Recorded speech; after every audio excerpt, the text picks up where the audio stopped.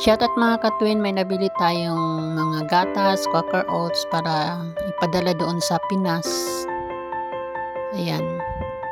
Tapos may chocolates tayo. Chocolate na yung mga maliliit na chocolate na may Toblerone tayo. At saka bumili din ako ng Ferrero para sa kay Bunso. Request niya kasi yan yung Ferrero na yan. Ayan. I-ano natin yan, ibagahe. Yung pala yung mga noodles hindi na ko nakuha na ng video. Ayan. Ito yung pag-order natin ng gatas dito diniliver sa bahay. Ayan. Karton siya. Wala. Tapos may box na tayong paglagyan. Ayan yung box natin. Diyan natin ilagay. From Taiwan to Pinas. Ayan, Manila Cargo. Ayan na nga mga ka-twin, no, fast forward tayo. Ayan, dumating na nga yung box natin doon sa Pinas. Ayan, nabuksan na yun ng anak ko. Ayan, naka-ready na para mag-packing na siya dyan para ipamigay doon sa mga family. Ayan, tuwang-tuwa siya sa sa Ferrero niya. Ayan, sa kanya yung Ferrero niya.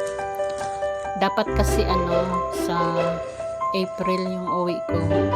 Dapat yung pagbukas yun ng box kasi medyo matagal pa tsaka hindi pa sigurado. Kaya sabi ko buksan na lang, kaya yun siya sipag din mag-packing. Pinaghati-hati lang yan kasi syempre marami din kami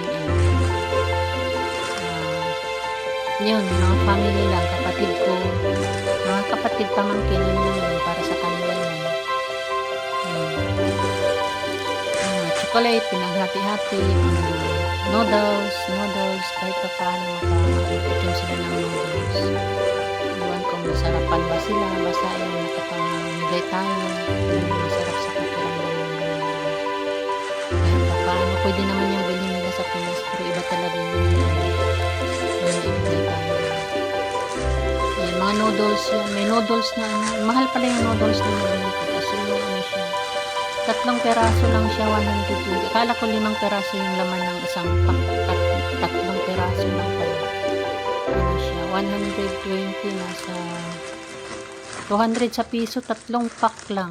3 yung di ba nakapak-pak siya. Pero at least yun, nakatikiman lang sila na galing sa Taiwan. Ayan, sipag ng anak ko kasi siya lang mag-isa dyan sa bahay. Ayan yung may kasama mag-packing kasi para siya, concentrate siyang kasi bibilang-bilangan pa niya yung mga chocolate. Ayan, yung mga maliit na chocolate. Ayan. Nag-enjoy siyang mag-packing dyan mag-isa. Ayan. Yung mga pansit, yung mga noodles, tinanggal kasi niya sa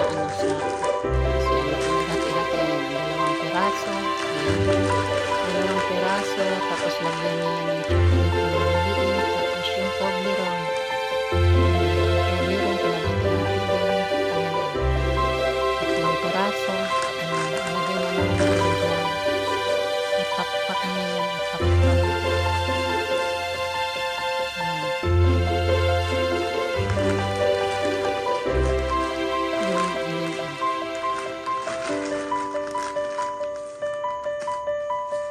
yun lang talaga yung makaya natin, yun lang yung makayang bilhin.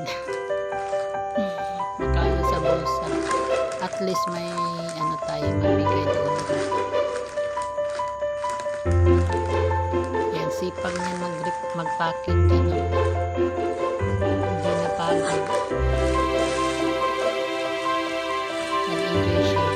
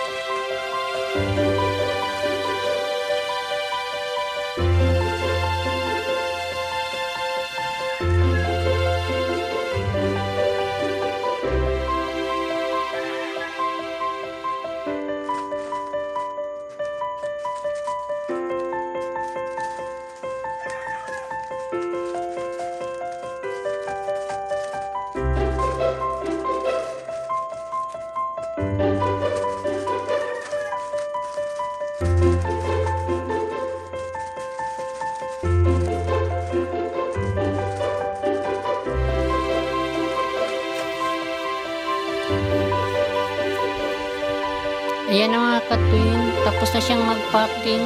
Ayan, nakalagay na sa mga plastic. Ayan, ready na niya ipamigay.